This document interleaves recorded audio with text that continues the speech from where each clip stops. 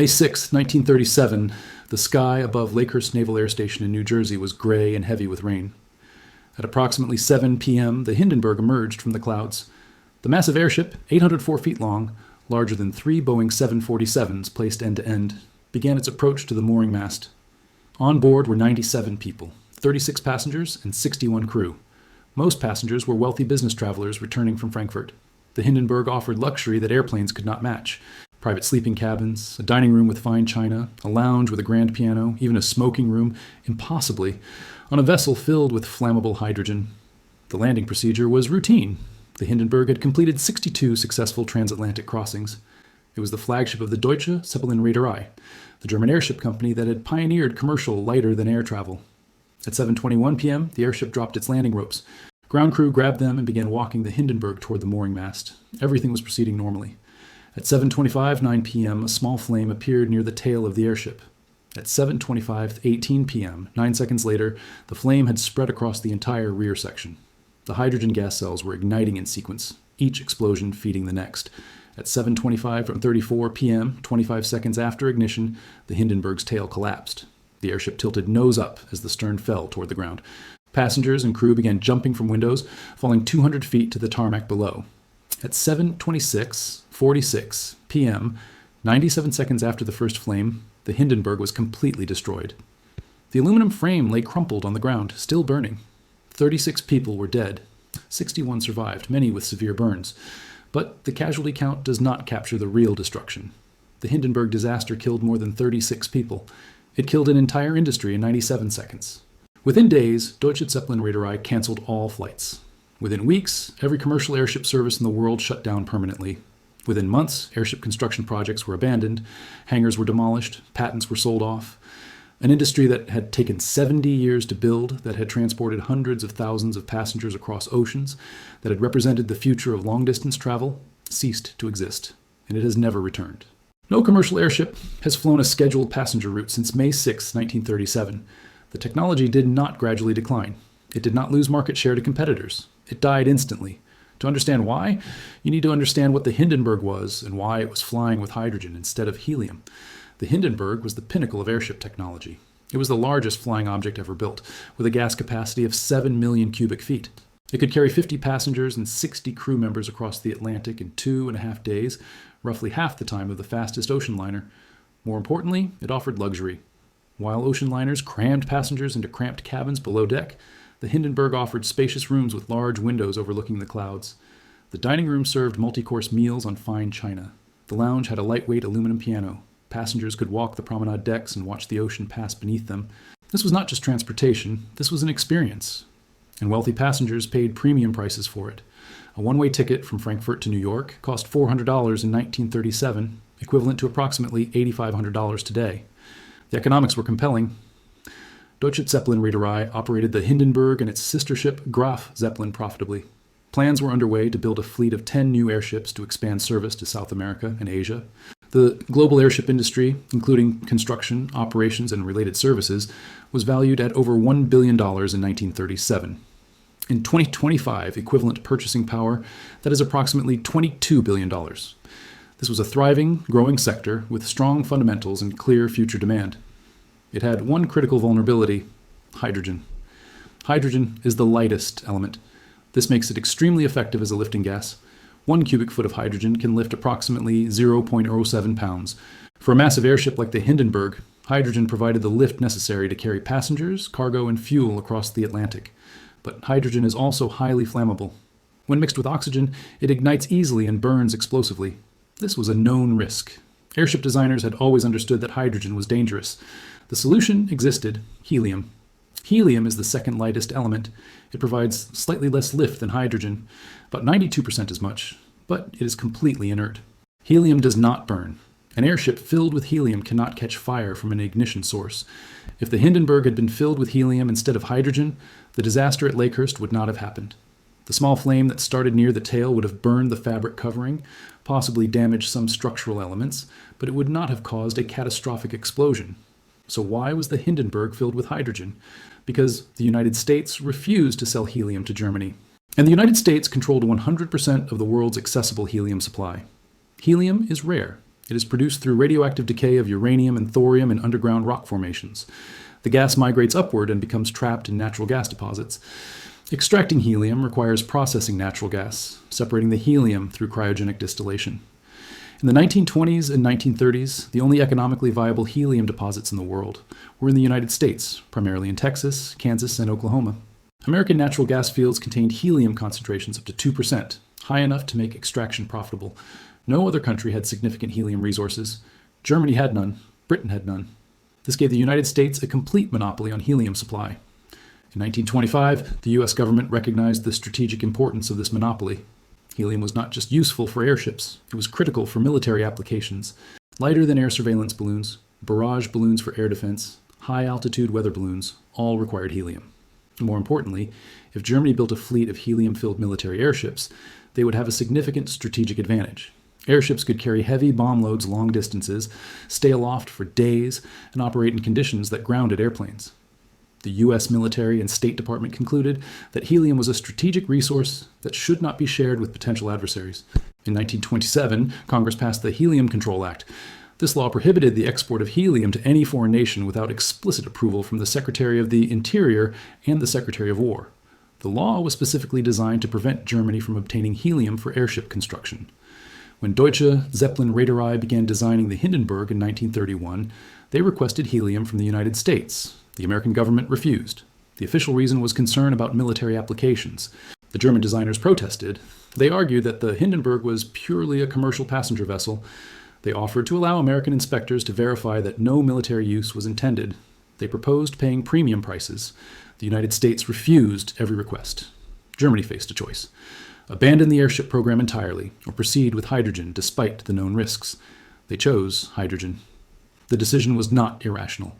German airships had been flying with hydrogen since the early 1900s. The Graf Zeppelin had completed over 590 flights and carried 34,000 passengers without a single serious fire incident. German engineers believed they had mastered hydrogen safety through careful design and operational procedures. The Hindenburg incorporated multiple safety features. The hydrogen cells were separated into 16 individual gas bags to prevent chain reactions. The outer covering was treated with fire-retardant chemicals. Smoking was confined to a single pressurized room where ignition sources could be controlled. Crew training emphasized fire prevention protocols. For 6 years, these safety measures worked. The Hindenburg completed 62 transatlantic crossings without incident. It seemed that Germany had successfully managed the hydrogen risk until 7:25 p.m. on May 6, 1937. The exact cause of the ignition is still debated. The most widely accepted theory is that static electricity from the thunderstorm environment caused a spark that ignited leaking hydrogen. An alternative theory suggests sabotage, possibly by opponents of the Nazi regime, though no conclusive evidence supports this. The specific ignition source is almost irrelevant. The fundamental problem was that the Hindenburg was filled with 7 million cubic feet of flammable gas. Any ignition source from any cause would produce the same result, and the result was catastrophic. The fire spread across the airship at approximately 50 feet per second. The hydrogen burned so hot that the aluminum structural frame melted. The entire structure collapsed in less than 2 minutes. Of the 36 deaths, most were caused not by fire but by falls and impact trauma. People jumped from 200 feet to escape the flames and died when they hit the ground. Others were crushed by collapsing metal framework. The 61 survivors were mostly those who managed to ride the falling airship down and jump from lower heights, or those who were near openings and could escape before the structure collapsed on them. The disaster was captured on film and recorded by radio reporter Herbert Morrison, whose emotional eyewitness account became one of the most famous pieces of broadcast journalism in history. His voice breaking as he said, "Oh, the humanity," became seared into public consciousness. The footage showed the Hindenburg transform from a majestic symbol of technological progress into a burning wreck in less than 2 minutes. The images were broadcast worldwide. Newspapers ran the photographs on front pages. Newsreels played the film in theaters across America and Europe. The public response was immediate and total. Airship travel was no longer perceived as safe luxury. It was seen as a death trap. Within 48 hours of the disaster, Deutsche Zeppelin Reederei announced that all flights were suspended pending investigation. That suspension became permanent. The company never flew another commercial route. The Graf Zeppelin, which had successfully operated for years, was grounded. Plans to build new airships were canceled. Construction contracts were terminated. Other airship operators around the world made similar decisions. Britain's Imperial Airways canceled its airship program. France abandoned plans for transatlantic service.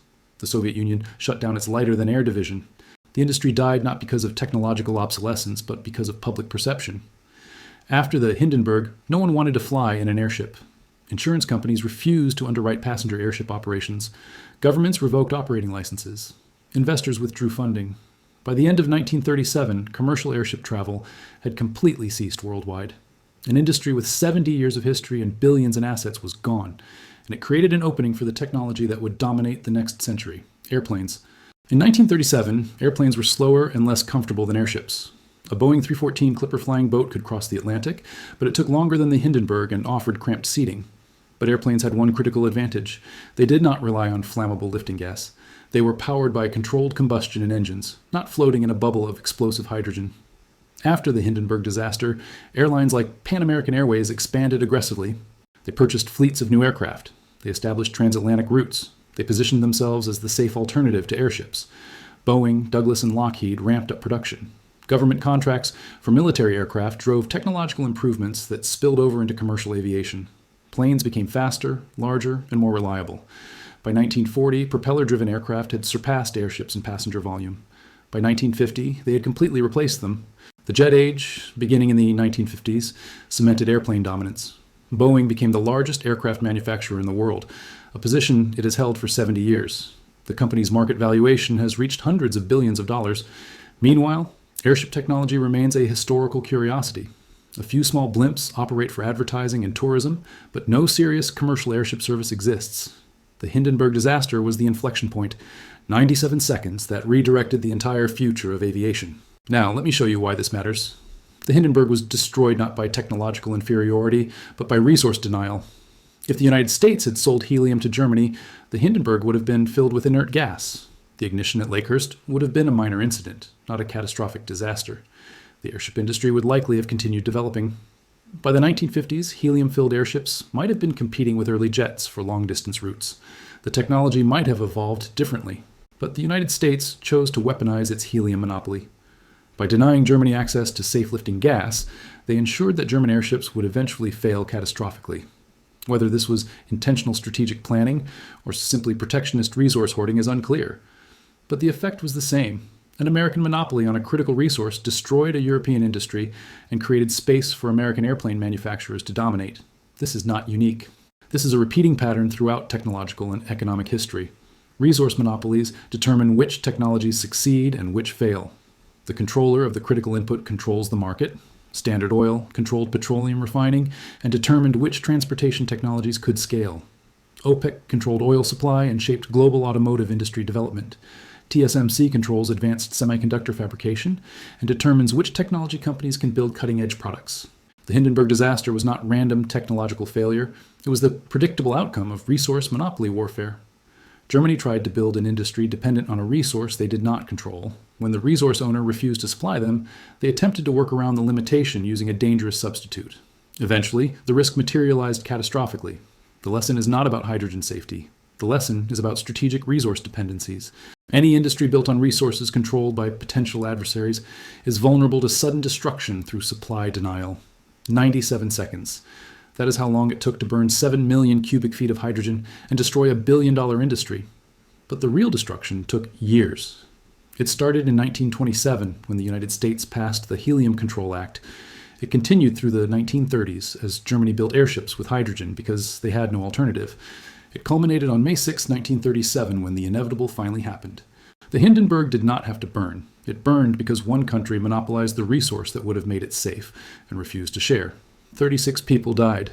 An industry died. And Boeing inherited the sky. That is not an accident. That is strategy. And it is still playing out today in every industry, dependent on rare earth minerals, semiconductor fabrication capacity, and energy resources. Control the input. Control the outcome. 97 seconds of fire. 70 years of dead technology. The answers are not in the engineering reports. They are in the resource monopoly decisions made a decade before the flames.